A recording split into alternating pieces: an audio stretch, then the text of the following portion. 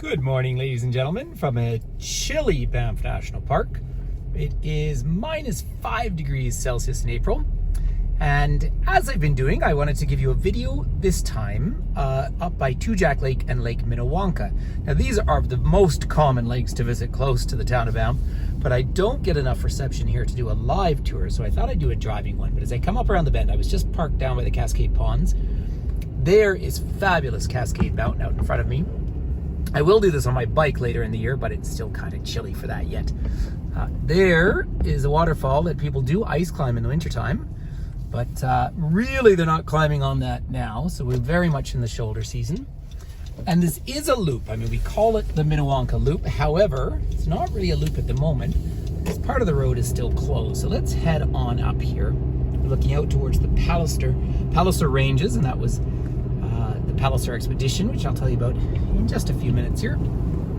So 6 kilometers up to Two Jack, 5 up to Minnewanka. Look at that, wildlife in area, obey speed limits, which I always do incidentally.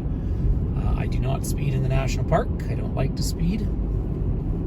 And this is not fenced through here, so it is important to be mindful of the animals. There's someone on a bike. What a good call. In fact, I might just know who that is, but I think I might have to get my bike out. I just want to show you, first of all, this road closure up here.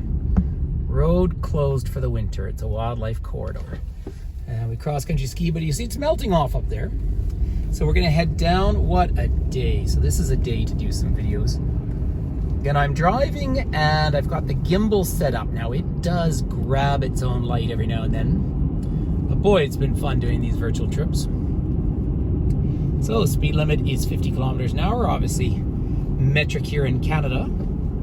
We had fresh snow just the other day, but this is about as spectacular as our environment can get. So please do enjoy this as we make our way along. There's a Parks Canada vehicle parked on the side of the road, but I'm not actually talking on the phone. I often have my helper holding the gimbal for me here, but I just have it kind of propped up for the moment.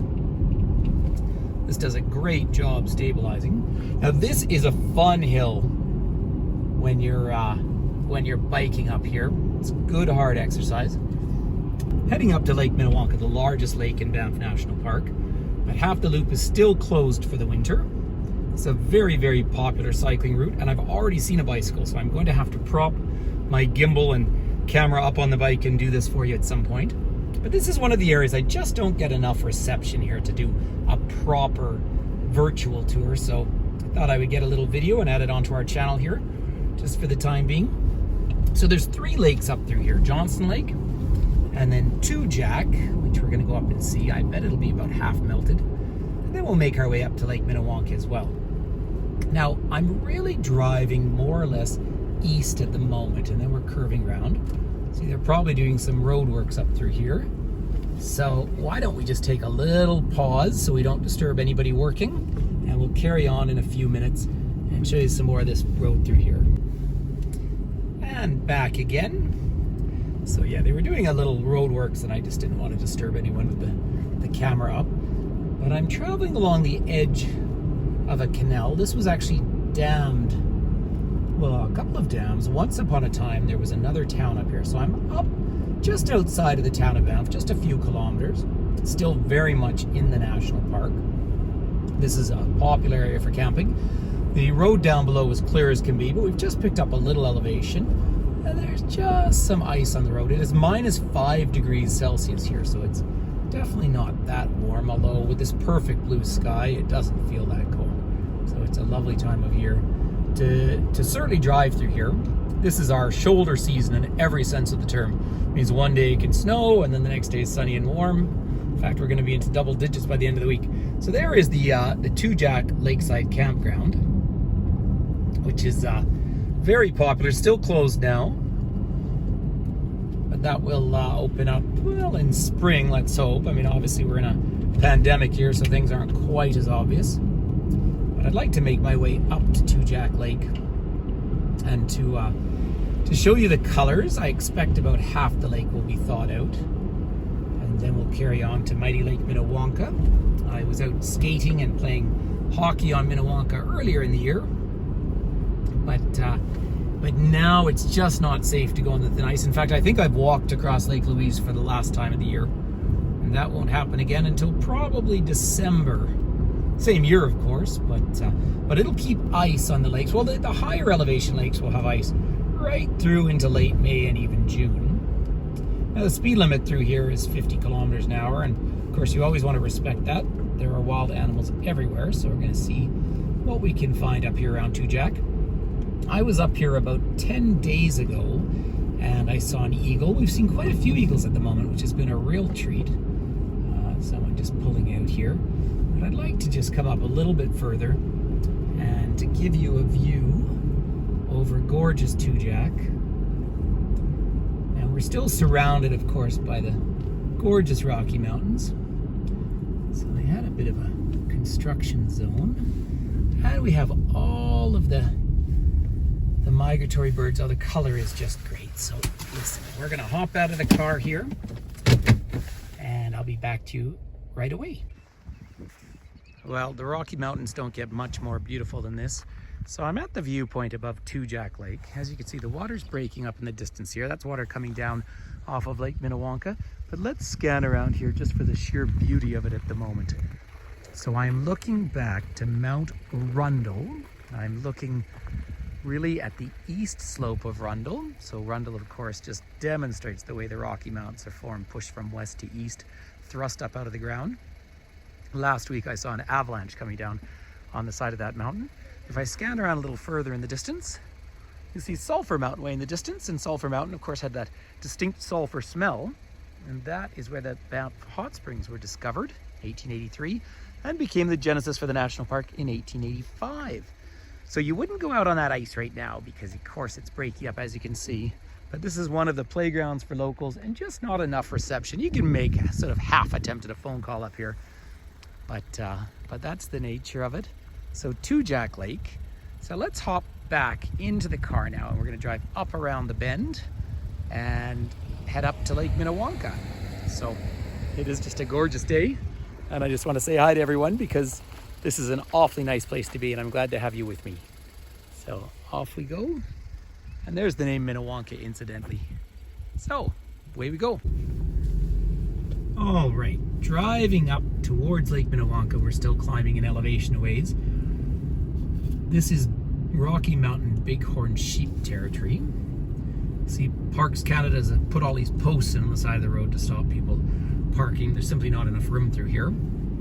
Nice and quiet right now as we're mid-April. But come about third week of May, a May-long weekend, so you really start to get in your summer season here, and everything gets a whole lot busier. The deciduous trees aren't coming out, and say we're still below freezing at the moment, although we're meant to get above freezing today. And then distinctly warmer by the weekend. But of course, people ask, when does the snow stop? August. No, realistically, it can snow all 12 months of the year. But the snow will melt off these mountains here by mid-June, maybe into July for the more isolated spots. And I do really want to come and show you this pull-in. And of course, Lake Minnewanka itself, because this is worth seeing. I tell you what, let's just all walk out of the car together, because there's a story to tell through here that's really quite relevant. So there's a plaque to the Palliser expedition, but let's just get one quick photo up here, pointing out, oh, the light is as perfect as it can get. So there is the Palliser range, or the Shem Palliser, and the Palliser story is a very important one, because the Palliser expedition is really what plotted this route through the Rockies. The pass to the north was known for a lot longer, the Yellowhead Pass up near Jasper. But this one goes from 1857 to 1860. And of course, Dr. James Hector is very relevant because we still to this day, the pass into British Columbia is named Kicking Horse Pass, where he was somewhat inappropriately kicked by his horse. These guys plotted the route through, and then this was chosen as the route for Canadian Pacific Railway, which united the country. I've told that story so many times, I probably don't need to tell it again. But really, it would have been a lot easier to go through the Yellowhead Pass to the north. That decision was made to move it further south, really for sovereignty reasons, as the United States was building the Great Northern. Look at Lake Minnewanka out there just at the moment, everyone. So that is just incredible. So the mighty Palliser Range. Now, I'm about to go and drive out on a dam. So this lake is a natural lake, of course, but it was dammed. Once upon a time, there was another community up here called Bankhead. And Bankhead was a coal mining town. Of course, the town of Canmore, which is just a few kilometers down the valley, really just past Mount Rundle up there, is where you find Canmore, Alberta, which is outside of the national park. And that was the coal mining town until 1979. Now it has some of the most expensive real estate anywhere in Canada. I was hoping to see some bighorn sheep, but I'm gonna have to find those for you on another day. So let's hop back in the car and just drive across the dam and make our way to the main parking of Lake Minnewanka. Put my seatbelt on because, of course, safety first, of course, but also the car will beep so much. And it's just fun doing these little videos. So I have been doing all sorts of virtual trips and really large groups joining, which has been a real honor and fun. But there's so many places I talk about and I can't take them just because of the lack of reception. So that's really the purpose of this YouTube channel at the moment. Now we'll expand out. In a typical year, I normally travel to 10 to 15 countries, obviously not this year, but that's okay. It's a chance just to spend more time in my own backyard. So it's a beautiful, beautiful place. And as you can see, super busy day on the roads now, 2 vehicles. Anyway, they're work vehicles, so I'll cut off for a second. Well, happy Sunday from Lake Minnewanka. We've had a few good cold days. The ice is good. We're out having a beautiful skate here. A little bit of pond hockey. And magnificent sounds. Oh, what a beautiful afternoon. Stay safe and stay healthy. So here's a sign telling us that there's a fire in the area, do not report. That is a whole control going on for the mountain pine beetle. Now that's probably worthy of a whole video unto itself at some point. Here in the summertime, they do boat trips, which honestly I don't think are particularly worth it, but those are the docks out frozen in the water right now. And then as the water level comes up, as the snow all melts, then they start their boat tours out there. But interestingly, down in the water to the right is a place where people go scuba diving. And there are the remnants of an old village down there, perfectly well preserved because the water is so pristine, and of course it's fresh water, not salt water. But high altitude diving is a different experience altogether. And recently there was an article in the paper about a lady who free dives in the cold. So that takes a certain level of either balance, breathing, or maybe just craziness. Teach their own, and it's a real skill. Although it is a natural anti-inflammatory if you've been working out a lot. So you can see this is a dam. This is a control through here.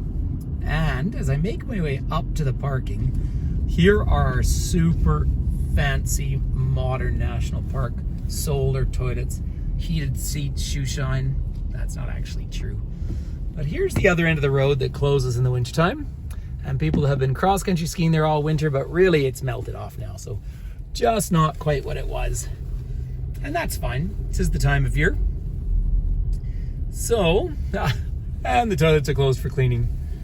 They seem to take longer clean toilets in the national park than any other place in the world.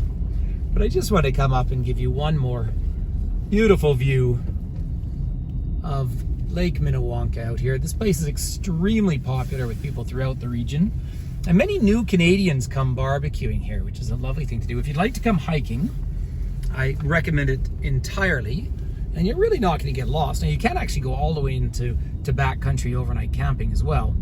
But what most people do is just come up and sort of hike as far as they feel like in one fell swoop. And then the services get going in the summertime and it gets distinctly busier. But that is magnificent Lake Minnewanka. So we'll circle around and just take everything in from a slightly different view. Cascade Mountain, which is the mountain that just defines Banff, and it's a different mountain from every angle. But when you get these fabulous bluebird days, fresh snow, mixed with a blue sky, crisp, clean air, and very few people. So people often ask when's the best time to come here. Can't really tell you. There's different reasons for different times of the year. May's great for the bears and the animals. June, days are getting longer. July and August is warm and summery, but very busy. September is very popular with the tours. November and April are the real shoulder season. Look at the light just at the moment here. So I'm coming back out onto the dam. And I just would like to scan back down and give you a perfect view down fantastic Lake Minnewanka and the boat docks. And we will scan in a video of skating here in the winter time. So then, ladies and gentlemen, I cannot thank you enough for joining me. This is just fun and still cool and fresh and healthy. So I have videos for you all over the world, but right now we're just sticking home to here to the Canadian Rockies. So peace and love, keep in touch, and we'll talk to you soon. There we are.